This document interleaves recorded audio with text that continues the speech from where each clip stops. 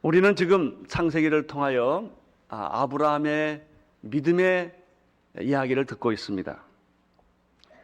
아브라함이 하나님을 먼저 택한 것이 아니라 하나님이 아브라함을 택했습니다. 믿음은 내가 하나님을 선택하는 것이 아니라 하나님이 나를 선택하는 것을 받아들이는 것입니다. 믿음은 말씀을 들으면서 시작됩니다. 그러나 믿음의 싹이 트는 것은 순종입니다. 말씀을 들었다 할지라도 순종하지 않으면 믿음은 시작되지 않습니다. 아브라함은 하나님의 말씀에 순종하여 갈대아우르를 떠납니다. 믿음의 시작을 하면 만사 형통하지 않습니다. 기근을 만납니다. 원하지 않고 기대하지 않았던 일들을 자꾸 부딪히게 됩니다. 그런 위기를 부딪히면서 믿음은 성장하는 것입니다. 위기를 겪었던, 기근을 겪었던 아브라함은 가족 간의 갈등을 겪습니다. 믿음을 가지면 가족 간의 갈등이 생깁니다. 믿음은 새로운 세계를 보게 합니다. 땅의 세계가 아니라 하늘의 세계, 인간의 세계가 아니라 하나님의 세계를 보는 눈을 갖게 합니다. 아브라함은 동서남북을 바라보게 되었습니다. 그는 세계를 보게 되었습니다. 믿음은 위기 가운데 행동하게 합니다. 믿음의 사람은 손해보는 법을 알게 됩니다. 이것이 내게는 손해가 될지라도 하나님의 뜻이면 행동을 하는 것이 믿음입니다. 아브라함은 그러한 믿음을 배우기 시작합니다. 믿음이 계속 자라면 물질의 유혹을 받습니다. 아브라함은 물질의 유혹을 이깁니다. 극복합니다. 오늘은 믿음은 두려움과 염려를 극복한다. 이것이 오늘 아브라함에게서 배우는 주제입니다. 대부분의 많은 사람들은 문제가 생기면 염려와 근심 그리고 두려움에 사로잡히게 됩니다. 불신앙을 가지면 두려움을 갖게 됩니다. 두려움에 사로잡히게 되면 어떻게 됩니까? 판단력이 흐려집니다. 일단 사람을 무서워하면 판단력이 흐려집니다. 사물을 두려워하면 하던 것도 못하게 됩니다. 절망의 늪으로 빠져가는 것이죠. 이 두려움이라고 하는 것은 미래의 문을 닫아버리는 셔터와 같아요. 여러분은 셔터가 닫아지는 경험을 했을 거예요. 여러분 불안해지면, 불신앙에 빠지면, 두려워하게 되면 앞이 보이지를 않습니다. 믿음의 사람 아브라함도 예외는 아니었습니다. 그는 항상 승리했습니다. 물질도 이겼고 위기도 이겼고 기근도 이겼고 다 이겼습니다. 그러나 어떤 한순간에 우리와 똑같이 아브라함은 두려움에 사로잡히게 됩니다. 우리는 여기서 놀라운 사실 하나 배웁니다. 아브라함도 두려움에 사로잡혔다. 그러니까 여러분이 두려움에 사로잡히는 거야 빤한 일이 아니겠습니까? 두려움에 사로잡힌 게 문제가 아니에요. 세상 사람들은 두려움에 빠져버리고 있지만 하나님의 사람은 두려움에 빠지는 순간에 다시 회복된다는 것입니다. 믿음의 사람도 때때로 절망하고 좌절하고 회의에 빠집니다. 내가 정말 이거 잘 가고 있는 것일까? 힘들고 어려울 때, 기대했던 것이 이루어지지 않았을 때, 나는 기도했는데, 나는 최선을 다했는데 상황은 나빠진다. 그때 우리는 마음속 깊은 곳에서 회의의 그림자를 경험하게 됩니다. 야고보서 1장 6절 이하에 보면 이런 말씀이 있습니다. 오직 믿음으로 구하고 조금 더 의심하지 말라. 의심하는 자는 마치 바람에 밀려 요동하는 바닷물결 같으니 이런 사람은 무엇이든지 주께 얻기를 생각하지 말라. 두 마음을 품어 모든 일에 정함이 없는 자로다. 여러분이 가지신 믿음, 그것이 비록 다 이루어지지 않았다 할지라도, 세월이 흘렀지만 아무 일이 일어나지 않았다 할지라도 그 믿음을 계속 갖기를 하나님은 원하십니다. 아브라함의 두려움은 무엇이었을까요? 근 10년 동안 지났음에도 불구하고 약속의 자녀가 없었다는 데 문제가 있습니다. 16장 16절을 먼저 보십시오. 16장 16절을 보시면 하갈이 아브라함에게 이스마엘을 낳을 때 아브라함의 나이가 86세였다고 그랬죠. 그러니까 지금 이 사건은 1년 전 사건입니다. 그렇다면 아브라함은 75세에 믿음의 여행을 시작을 했습니다. 85세가 되었으니까 그 한 10년이 지났다는 것입니다. 여러분, 대부분의 많은 사람들은 10년이 지나면 흔들립니다. 아브라함도 잘 믿다가 10년째 흔들리기 시작을 했습니다. 왜냐하면 하나님은 아브라함을 부르실 때 내가 너에게 축복의 자녀, 약속의 자녀를 주어서 하늘의 별처럼 바다의 모래알처럼 이 자녀들이 충만하게 해주겠다고 약속을 했었습니다. 그것이 바로 창세기 12장 2절에 있는 말씀이었죠. 내가 너로 큰 민족을 이루고 내게 복을 주어 내 이름을 창대케 하리니 너는 복의 근원이 될지라. 거기서 내 큰 민족을 이루게 해주겠다는 말씀이 있습니다. 여러분, 아기를 낳아야 큰 민족이 있지요. 아기가 없는데 어떻게 큰 민족이 이루어지겠습니까?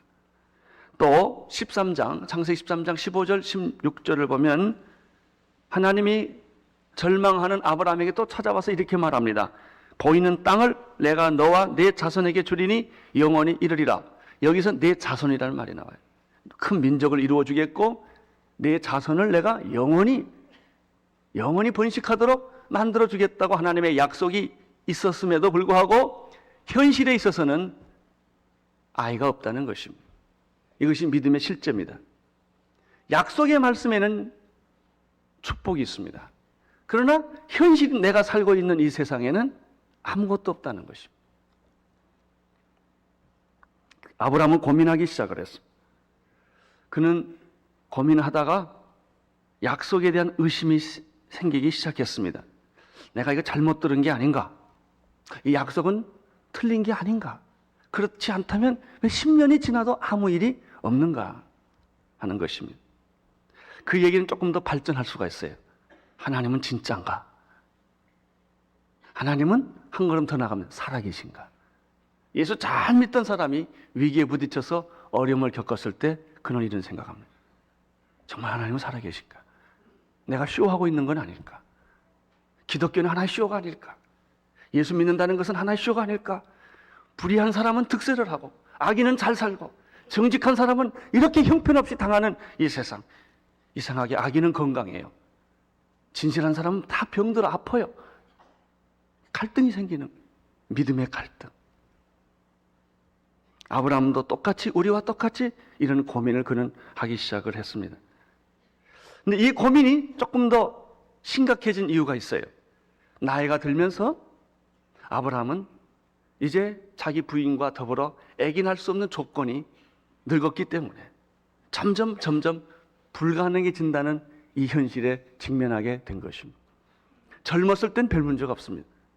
아니, 이렇게 경수도 끊어지고 나이가 늙고 아기 낳을 수 없는데 하나님의 약속은 이루어지지 않고, 그래서 아브라함은 겉으로가 아니라 속으로 고민하기 시작합니다. 진짜 고민은 겉으로 나타나는 고민이 아니라 내면에서부터 흔들리는 마음입니다. 아브라함도 우리와 똑같이 그런 고민을 하게 되었습니다. 누구하고 상의하고 의논할 수 없는 문제입니다. 이럴 때 우리가 쉽게 빠지는 것이 인간적인 생각입니다. 두려움을 가지면 인간적인 생각에 빠집니다. 인간적인 대안을 내놓습니다. 인간적인 대안은 항상 설득력이 있습니다. 그럴듯합니다. 그리고 내 감정의 동의를 받습니다. 자, 봐라. 현실이 이런 게 아니냐. 현실이 이렇기 때문에 하나님의 약속이 있지만 현실이 이러지 않느냐. 그러니까 우리는 현실에 맞게 살아야 할 수밖에 없다. 그 말이 얼마나 설득력이 있어요. 하나님도 내 입장이 돼보면 다 할 거다. 얼마나 설득력이 있어요. 아브라함은 드디어 현실적인 생각을 하게 되었습니다.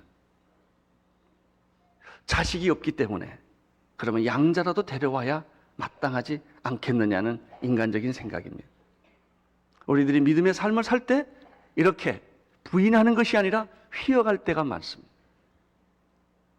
부인은 못해요. 그러나 휘어가는 거예요. 관역은 정확하게 가야 합니다. 그러나 그것이 휘어가면 관역을 마치지 못하게 되는 것이죠. 1절을 보십시오. 1절. 시작.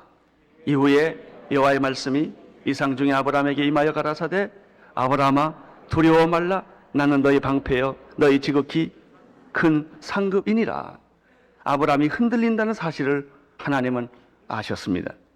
여러분이 흔들릴 때 하나님은 아십니다. 하나님은 여기에 개입하기 시작합니다. 하나님은 여러분에게 시간을 맞춰 응답합니다. 하나님은 시계를 가지고 있습니다. 나타날 때와 나타나지 않을 때를 하나님은 아십니다. 아브라함이 흔들려 넘어지게 되었기 때문에 하나님은 나타나셨습니다. 하나님이 여호와의 말씀이 이상 중에 아브라함에게 임하여 가라사대 이 말 속에 몇 가지 사실을 발견하게 되는 것입니다. 하나님은 말씀하시는 분이라는 것입니다. 하나님은 급할 때 정확하게 나타난다는 것입니다. 여러분이 감당하지 못할 때 그냥 버려두지 않는다는 것입니다. 걱정하지 마십시오. 여러분이 견디지 못할 때 그분은 오십니다. 그리고 여러분을 만져주십니다. 그리고 여러분을 격려해 주시는 분이 하나님이십니다. 또 하나 하나님은 말씀하시는 분이라는 사실입니다. 근데 하나님은 두 가지로 어떤 때는 그냥 말씀만 하세요. 어떤 때는 환상을 보여주면서 말씀하실 때가 있습니다. 그냥 말씀하실 때는 오디오로 말씀하시고 환상 중에 보일 때는 비디오로 보여주시면서 이렇게 말씀을 하시는 것입니다. 비디오로 보면 분명합니다. 말씀 듣는 것보다 더 확실합니다. 어떤 경우에는 하나님이 확실하게 너무 흔들리기 때문에 환상을 보여주면서 음성까지 들려주는 경우가 있는데 바로 지금 아브라함에게는 하나님께서 이상 중에 환상 중에 그림을 그려가면서 하나님이 자기가 하실 계획과 섭리와 일을 이야기하십니다. 그러면 아브라함에게 주셨던 하나님의 메시지는 무엇입니까? 1절을 다시 보십시오. 이후에 여호와의 말씀이 이상 중에 아브라함에게 임하여 가라사대 따옴표를 해도 돼요. 아브라함아 뭐 하지 말라? 두려워 말라. 나는 너의 방패요 너의 지극히 큰 상급이니라. 아브라함은 흔들렸어요. 아브라함은 두려움에 가득 차 있었어요. 그래서 하나님이 오셔서 두려워하지 말라라고 말한 거예요. 두려워하지 말라. 왜 아브라함이 두려워했을까요? 하나님의 말씀을 의심했기 때문입니다. 불신앙은 두려움을 갖게 합니다. 불신앙은 인간적인 생각을 하게 합니다. 인간적인 생각을 하면 두려움에 사로잡히게 됩니다. 하나님은 나타나셨습니다. 믿음의 사람 아브라함에게 너는 물질의 유혹도 극복했고 위기의 상황도 극복을 했고 너는 갈등도 극복하지 않았느냐? 두려워 말라. 내가 믿고 있는 것은 옳은 것이다. 내가 가고 있는 것은 옳은 것이다. 좁은 길이고 광야 길이고 배고픈 길이고 힘든 길이지만 너는 지금 잘 가고 있다. 흔들리지 말아라. 두려워하지 말아라. 너는 잘하고 있는 거야. 하나님이 아브라함에게 이렇게 말씀하십니다. 그 말씀이 나는 오늘 여러분에게 하시는 말씀인 줄로 믿습니다. 두려워 말라. 오늘 현실을 두려워하지 말라. 배고픈 것을 두려워하지 말라. 병든 것을 두려워하지 말라. 내가 기도했지만 아무것도 응답되지 않았다는 이 사실 때문에 너는 두려워하지 말라.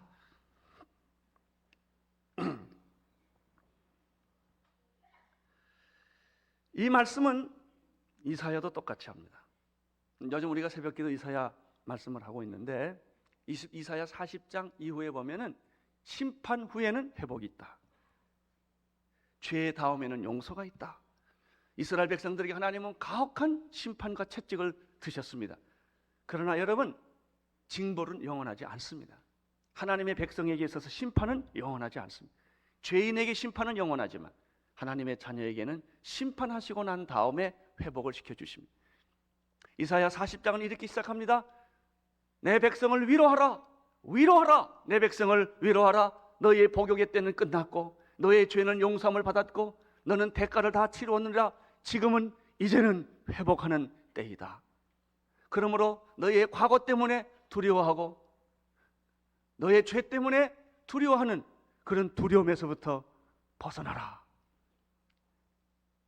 이사야 41장 10절에 보면 절망하고 좌절을 겪었던 이스라엘 백성들에게 하나님은 이렇게 말합니다. 두려워 말라. 내가 너와 함께 함이니라. 놀라지 말라. 나는 내 하나님이 됨이니라. 내가 너를 굳세게 하리라. 참으로 너를 도와주리라. 참으로 의로운 오른손으로 나를 붙들어 주리라. 여러분, 불된 사람은 불에 대한 두려움이 있어요. 고통을 많이 겪은 사람은 고통에 대한 두려움이 있어요. 하도 당한 사람은요, 신경쇠약이 걸려요. 무슨 일만 나도 가슴이 두근두근거리고 어쩔 줄을 모르는 거예요. 이스라엘 백성들은 너무나 혹독하게 시련을 겪었기 때문에 과연 회복될 수 있을까? 과연 용서받을 수 있을까? 과연 다시 살아날 수 있을까? 이런 절망감이 있었어요. 하나님은 말씀하십니다. 이사야를 통하여 말씀하십니다. 두려워 말라. 내가 너를 도와줄 것이다. 나는 네 하나님이다. 내가 너를 붙들어 줄 것이다. 나의 오른손으로 내가 너를 회복시켜 줄 것이다. 41장 이사야 41장 13절에 보면은 이렇게 계속해서 말합니다. 나 여호와는 너의 하나님이다. 내 오른손을 붙들리라. 내가 이르기를 두려워 말라. 내가 너를 도우리라.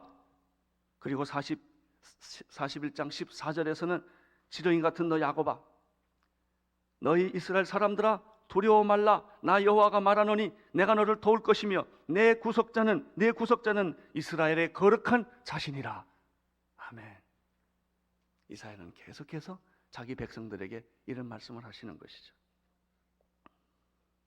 하나님께서 오늘 우리들에게 똑같이 말씀하십니다. 나의 약속의 말씀, 축복의 말씀은 변함이 없다. 그것이 내 현실에서 지금 당장 이루어지지 않는 것이고 악이 승하는 것 같고 불의가 판을 치는 것 같지만은 두려워 말라. 너는 잘 가고 있는 것이다. 네 믿음은 옳은 것이다. 그냥 계속 그 길을 가라 라고 말씀하십니다. 의심하지 말고 나를 신뢰해라. 나를 바라봐라. 내 말씀을 믿어라. 이런 얘기는 이사야뿐만 아닙니다. 예수님께서도 세상에 오셔서 사랑하는 제자들에게 똑같은 형태의 말씀을 하십니다. 너희는 마음에 근심하지 말라. 하나님을 믿으니 또 나를 믿으라. 내 아버지 집에 거할 것이 많도다. 내가 너희를 위하여 먼저 처소를 예비하러 간다고 예수님은 사랑하는 제자들에게 말씀하여 주셨습니다. 요한복음 16장 33절에서도 이 세상에서 너희가 환난을 겪을 것이다. 그러나 담대하라. 내가 세상을 이겼노라. 너는 이길 수 있다. 두려워하지 말라. 나를 믿고 신뢰하라 라는 말씀을 이사야도 예수님도 똑같이 하셨습니다. 오늘 말씀 13절에 보면은 하나님께서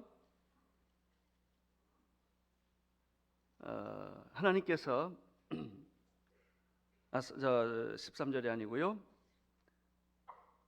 3절의 말씀을 보면 2절의 말씀 1절의 말씀을 다시 보면 내가 두려워해야 되지 않을 이유를 하나님이 두 가지를 설명합니다. 첫째는 무엇입니까? 나는 너의 뭐다? 방패요. 두 번째는 지극히 큰 상급이기 때문에 너는 두려워할 필요가 없다. 사랑하는 성도 여러분, 하나님은 우리의 방패이십니다. 원수와 내가 싸우는 것이 아님을 믿으십시오. 하나님이 싸웁니다. 원수의 화살을 내가 막는 게 아니라 하나님이 막아주시는 것입니다. 전쟁은 내게 속한 것이 아닙니다. 하나님께 속한 것입니다. 시편 18편 1절 2절에 보면은 이 시편 기자가 이렇게 고백합니다. 나의 힘이 되신 여호와여, 내가 주를 사랑하나이다. 여호와는 나의 반석이시요 여호와는 나의 요새시요 나를 건지시는 자시요 나의 하나님이시요 나의 피할 바위시요 나의 방패시요 나의 구원의 뿌리시요 그분은 나의 산성이시리로다. 나는 여러분들이 이런 하나님을 경험할 수 있게 되기를 바랍니다. 원수가 여러분을 공격하러 왔는데 하나님을 신뢰하고 믿었더니 원수가 다 없어졌더라. 그분은 나의 피할 바이시요 나의 방패시요 나의 산성이시요 나의 구원의 뿌리신 것을 나도 똑같이 경험했습니다. 시편 28편 11절에 보면은 여호와는 나의 힘과 나의 방패시니 내 마음이 저를 의지하며 도움을 얻는도다. 그러므로 내 마음이 크게 기뻐하며 내 노래로 저를 찬송하리로다. 전쟁이 올지라도 나는 안연하리로다. 왜 그렇습니까? 그분은 우리의 방패시요 우리의 피할 바위시요 우리의 산성이시기 때문에 너는 두려워할 필요가 없다. 전쟁 중에 있을지라도 두려워할 필요가 없다. 내가 의사가 고칠 수 없는 병에 걸렸을지라도 두려워할 필요가 없다. 나는 너의 방패가 되느니라. 우리가 두려워하지 않아야 할 또 하나의 이유는 하나님은 우리의 상급이시기 때문입니다. 보통 상급이 아니에요. 지극히 큰 상급입니다. 이사야 40장 10절에 보면은 보라 주 여호와께서 장차 강한 자로 임하실 것이요 친히 그 팔로 다스릴 것이다. 우리 하나님의 팔은 얼마나 뽀빠이보다 훨씬 강한 팔입니다. 강한 팔, 주의 친절한 팔에 안기세. 주님은 그 강한 팔로 우리를 원수의 손에서, 죽음에서, 질병에서 우리를 건져내시는 분이시다 하는 것입니다. 보라 상급이 그에게 있고 보응이 그 앞에 있느니라. 하나님은 우리의 상급이시요 하나님은 우리의 기도의 응답이십니다. 무엇이 기도의 응답입니까? 바로 그것이 상급입니다.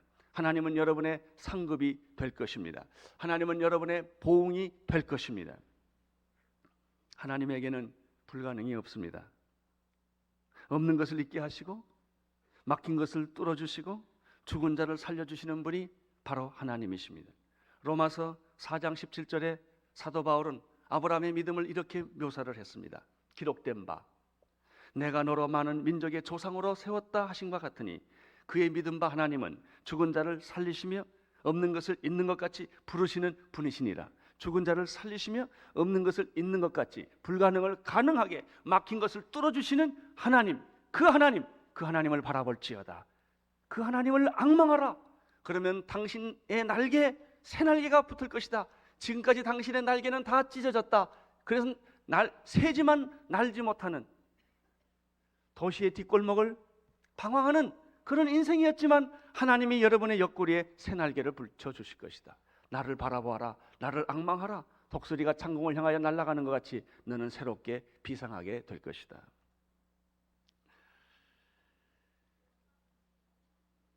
믿음의 최대의 적은 불신앙과 두려움입니다. 나는 여러분의 마음속에서 의심의 불신앙의 자취가 사라지기를 축원합니다. 두려움이 떠나기를 바랍니다. 제가 어떤 한 분을 어저께 만난 일이 있는데 큰 사업을 하는 분이세요. 이 IMF로 인하여 잘 나가던 회사가 하루아침 시청하기 시작했어요. 지난 1년 동안 하는 일마다 다 실패했대. 그리고 금년에 새해 맞이하면서 그가 정신을 차리기 시작했대요. 내가 왜 이렇게 됐나? 그분이 이렇게 대답했어요. 목사님, 제가 1년 동안 두려움에 사로잡혀 있었어요. 조금만 안 돼도 공포감이 생기고 이러면 내 회사 망하는 게 아니에요. 생각하니까 아찔하더래. 한참 당하다가 금년 새해 마음을 먹었대요. 두려움에서 탈출하자. 그래서 그날 제가 예배를 드렸는데 처음으로 웃었대요. 두려움에서 벗어나니까 얼굴에 미소가 다시 돌아오더래. 어차피 다 잃어버린 거 다시 시작하자. 그래서 제 창업을 선언하더라고요. 우리는 다시 하자. 저는 그걸 보고 참 제가 위로를 받았어요. 와, 우리는 다 무너졌다. 이제는 사람과 조직까지 이제 다 무너졌는데 다시 할 수 있다. 나는 다시 하겠다. 뭐 언제는 있어서 했습니까? 어차피 없었던 건데 다시 하자. 그랬더니 소망이 생기고 위로가 생기고 용기가 생겨서 저를 불러서 예배를 보더라고요. 그렇습니다. 여러분 안에 들어오는 의심과 싸우십시오. 불신앙과 싸우십시오. 여러분 안에 찾아온 두려움과 싸우십시오. 왜? 하나님은 나의 방패시요 나의 상급이시기 때문에 그분을 의지하고 그분을 믿고 나가면 하나님께서 반드시 상급을 주신다는 것입니다. 요한일서에 보면 두려움에는 형별이 있다고 말했습니다. 두려움에는 절망과 좌절이 있을 뿐입니다. 2절을 보십시오. 2절 시작. 아브라함이 가로되 주 여호와여 무엇을 내게 주시려나이까? 나는 무자하오니 나의 상색자는 다메섹의 엘리에셀이니이다. 우리는 여기서 아브라함의 숨어있는 고민의 소리를 듣습니다. 하나님 다 좋은데요, 아기가 없어요. 아기 없는 것도 좋은데 그러면 약속은 어떻게 되는 겁니까? 이것이 아브라함의 아주 본질적인 고민이에요.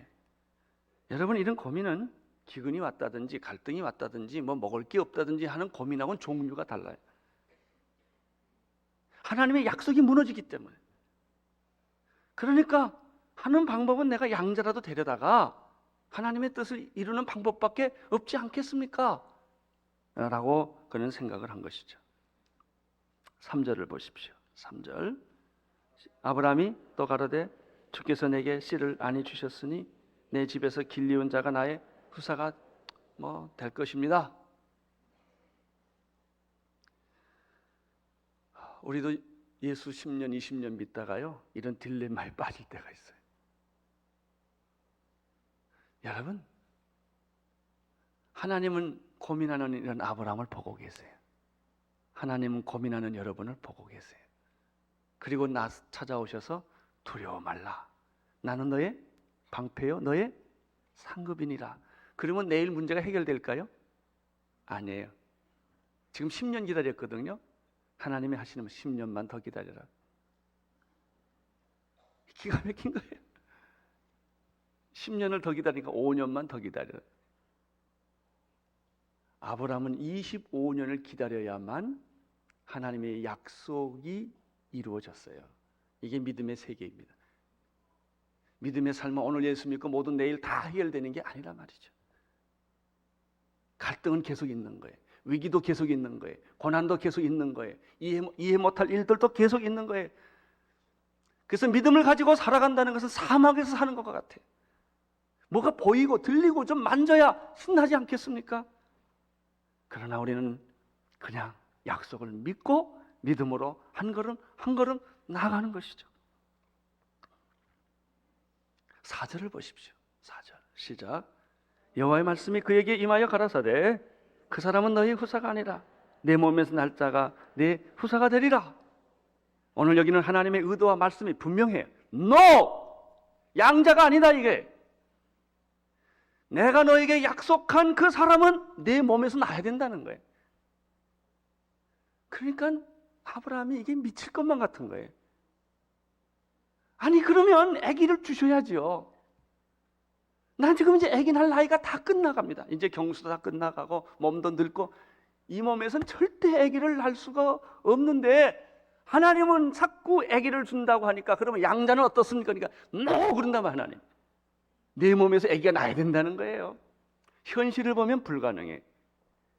하나님의 말씀은 약속이 있어요. 이게 믿음의 현실이에요. 이 두 사이에 사는 거예요. 믿음으로 보면 다 이루어졌어요. 현실로 보면 아무것도 없어요.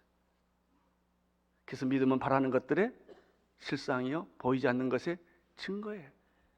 상식적이고 합리적인 거 누가 못 믿어요? 이성적인 것은 누가 못 믿어요? 그건 다 믿지요. 그런 사람을 가리켜 믿음의 사람이라고 절대 말하지 않습니다. 이성과 상식과 합리와 내 경험으로는 전혀 이루어지지 않는 것. 그래서 노아는 산에 방주를 짓지 않았어요. 이 사람을 가리켜 믿음의 사람이라고 그러는 거예요. 모세를 가리켜 아브라함을 가리켜 믿음의 사람이라고 말하는 까닭은 왜 그래요? 그들은 상식적인 수준에서 하나님을 믿은 게 아니었기 때문이죠. 우리의 갈등은 뭐예요? 상식적인 수준에서 예수 믿겠다는 거예요. 그러니까 아무 일이 안 일어나는 것입니다. 이 4절의 말씀에서 우리는 두 가지 사실을 발견하게 됩니다. 첫째는 하나님의 생각과 인간의 생각은 전혀 발상법부터 다르다는 거예요. 근데 우리에게 매력 있는 것은 인간의 생각이에요. 그럴듯해요. 꼭 그렇게 하면 꼭 될 것 같아. 근데 해보면 다 틀려. 하나님의 생각은 말이 안 돼. 무식해. 어떻게 저런 걸 믿냐 이거예요. 근데 해보면 된다 말이에요. 이사야서 50장 55장 5절에 보면은 여호와의 말씀에 내 생각은 너희 생각과 다르며 내 길은 너희 길과 달라서 하늘이 높음 같이 내 길이 너희 길보다 높으며 내 생각은 너희 생각보다 높으니라. 이런 말씀이 있어요. 내 생각은 너희 생각과 다르다. 내 길은 너희 길과 다르다 이거예요. 여러분은 누구 길을 쫓아가겠어요? 내 길은 합리적이에요.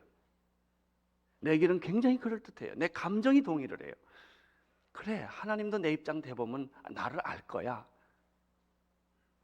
내가 지금 얼마나 심각한지 그렇게 사람들은 말합니다. 그리고 자기의 길을 갑니다. 자기 생각대로 합니다.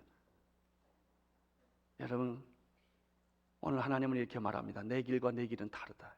내 생각과 내 생각은 다르다. 당신의 길은 넓은 길이요, 내 길은 좁은 길이요. 당신의 길은 편안한 길이요, 내 길은 고난의 길이에요. 당신의 길은 이익 보는 길이요, 내 길은 손해 보는 길이요. 너는 어떤 길을 택할 거냐? 두 번째, 이 사절에서 또 하나 배우는 사실은 무엇입니까? 하나님은 가능한가 가능하지 않는 데는 관심이 없다는 거예요. 아기를 이 나이에 낳을 수 있느냐 없느냐는 하나님 관심 없어요. 아기를 낳아야 하느냐, 이게 중요한 거예요. 어려우냐 쉬우냐는 중요하지 않아요. 이것이 하나님의 뜻이냐 아니냐가 중요해요. 우리는 쉬운 것만 하려고 그래요. 가능한 것만 골라가려고 그래요. 이것이 진짜 정의냐? 이게 옳은 길이냐? 바른 선택이냐? 내가 이 말하면 죽어요. 그래도 그 말을 해야 하느냐, 이거예요. 우리가 하나님에게서 배우는 것은 이것입니다. 하나님은 아기 낳을 수 있는가 없는가에 대한 관심이 없다는 거예요. 왜냐하면 하나님에게는 불가능이 없기 때문에.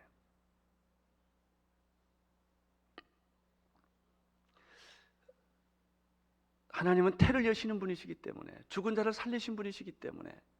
저는 오늘 이 본문을 보면서 이런 질문을 해요. 아니, 하나님께서 기왕에 아기 주실 거 좀 젊었을 때 주면 안 되냐, 이게? 그걸 꼭 아기 낳지 못할 나이까지 끌고 가셔가지고 그 아기 주실 게 뭐 있냐, 이게?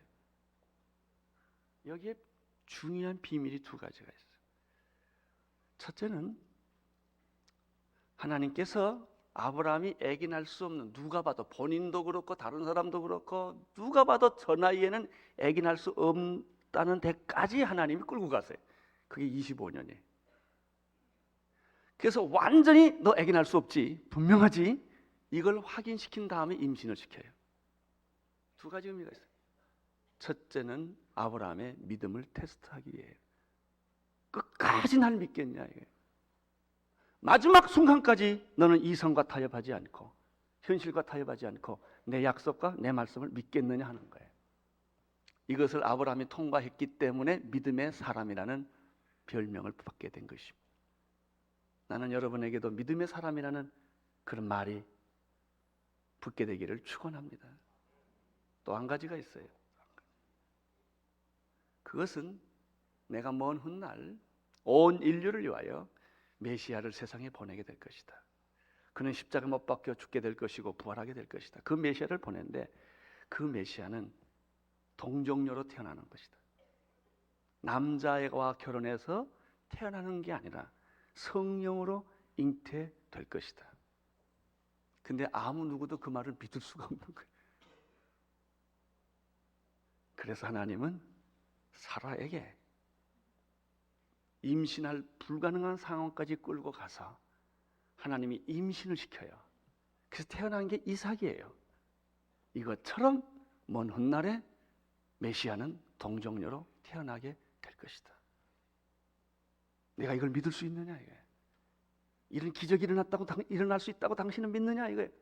현대 과학은 믿을 수 없죠. 아브라함에게 하나님은 이것을 경험시키는 거예요. 그래서 아기 낳을 수 없는 상황까지 끌고 가는 거예요.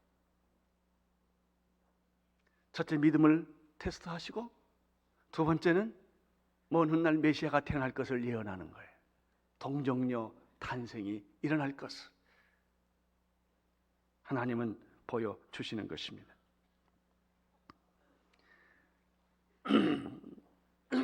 하나님은 말씀하십니다. 두려워 말라. 나는 너의 방패요 너의 상급이니라.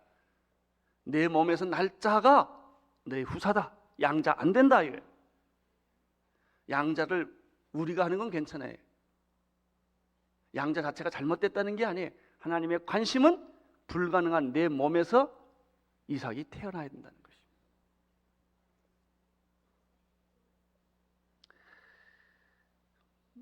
말씀의 약속은 이루어지지 않는 것입니다.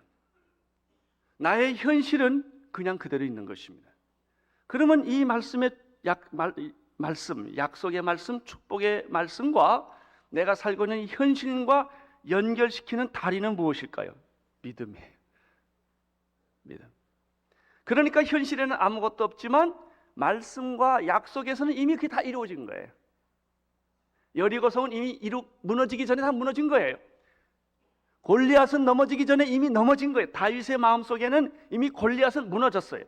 여호수아의 마음속에는 이미 여리고성은 무너진 거예요. 여러분, 이것이 그리스도인들의 믿음이에요.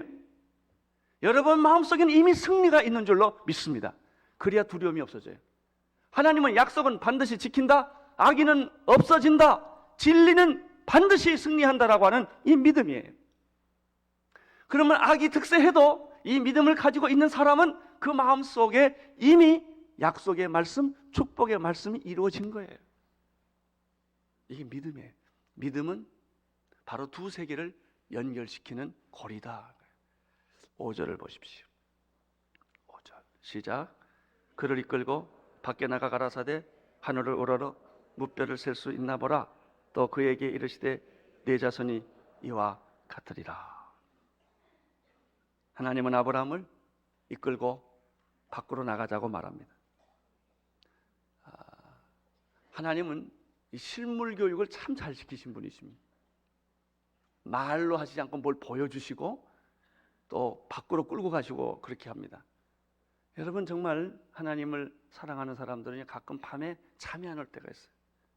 그것은 고민이 많아서 잠이 안 올 때가 있고요, 하나님이 깨서 잠이 안 올 때가 있어요. 하나님이 아브라함에게 밖으로 나가자, 밖으로 나갔어요. 우리 서울에서는 그런 별을 볼 수가 없지만 강원도나 이런 산골에 가면요, 그 하늘의 별이 그렇게 손에 잡히듯이 떨어질 때가 있어요. 저는 안식년 때 하와이에서 이런 걸 경험했어요. 밖에 나가보면 그냥 별들이 잡힐 것 같아요. 얼마나 좋은지. 뭐 그 당시에는 공해가 없었으니까 완벽하게 보였을 거예요. 너 하늘을 좀 봐라. 하늘에는 수많은 별들이 있어요. 바닷가에는 수많은 모래알들이 있어요. 하나님은 아브라함에게 이렇게 또 말합니다. 내 자손이 이것보다 많을 거다. 그 순간 아브라함은 얼마나 감격하고 감동을 했겠습니까? 자기가 불신하고 자기가 두려움에 잡혔던 그 순간을 부끄럽게 생각했을 거예요. 아마 아브라함은 하나님께 이렇게 말했을 것 같아요. 오 주여, 내가 무엇이 간데 하나님께서 나에게 이렇게까지 하십니까?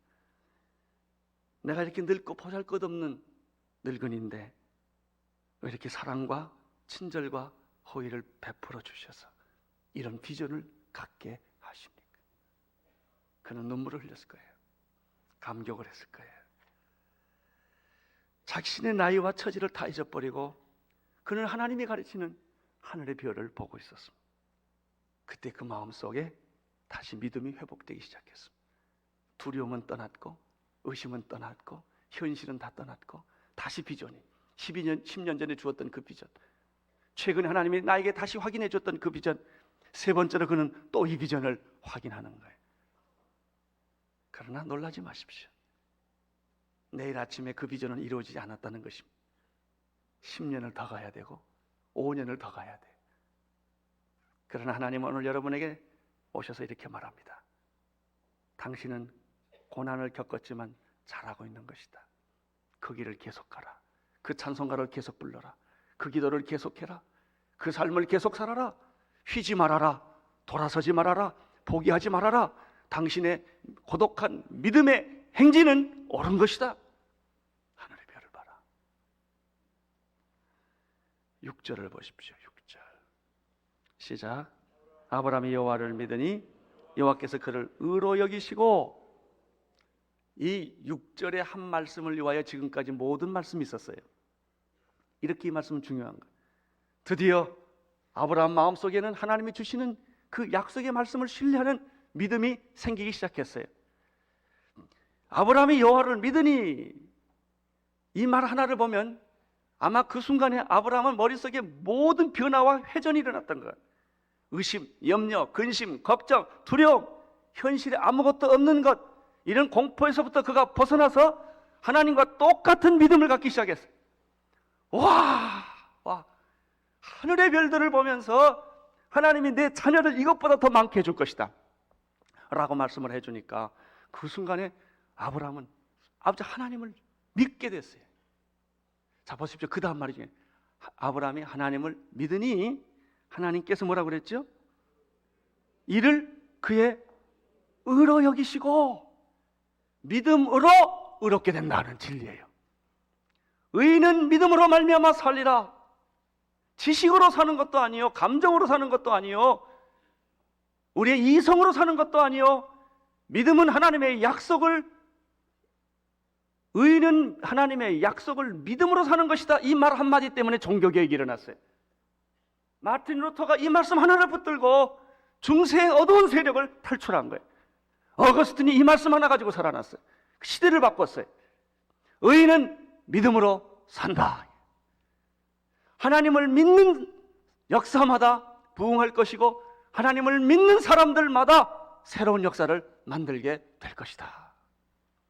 의인은 믿음으로 산다. 하나님이 아브라함이 하나님을 믿으니 하나님은 그를 의로 여기셨더라. 여러분, 이 말씀이 어디서 다시 나타나는 줄 아세요? 로마서 4장 1절, 2절, 3절을 한번 보시겠어요? 로마서 4장.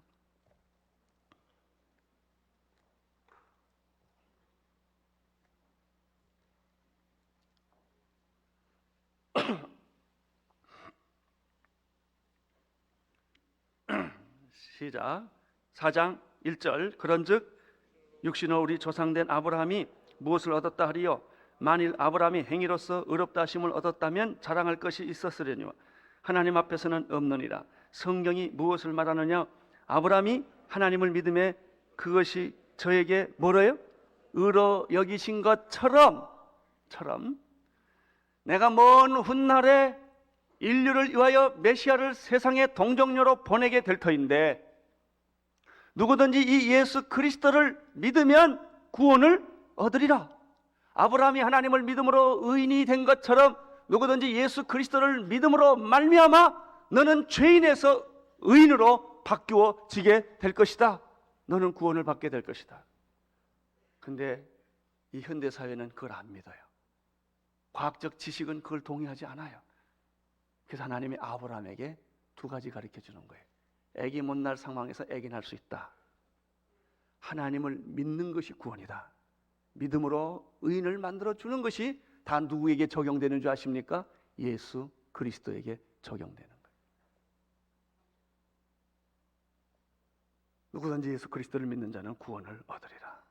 아브라함이 하나님을 믿음이 의로 여기신 것처럼 죄인인 당신이 예수 그리스도의 보혈의 피를 믿음으로 말미암아 당신은 하나님의 자녀가 되고 구원을 얻게 되고 의로운 사람으로 변하게 될 것이다. 여기서부터 믿음의 비밀은 아브라함에게서 그리스도로 옮겨진다는 사실을 배우게 됩니다. 믿음으로, 의인은 믿음으로 말미암아 살리라. 여러분, 오늘 우리 시대를 변화시키고 개혁할 수 있는 말씀이 바로 이 말이에요.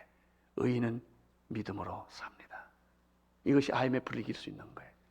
우리 민족의 거짓과 위선과 저질스러운 그 모든 모습들이 다 사라질 수 있고 이길 수 있는, 어둠의 세력을 이길 수 있는 유일한 비결은 종교 개혁을 일으켰듯이 우리 시대를 개혁할 수 있는 말씀은 의인은 믿음으로 살리라.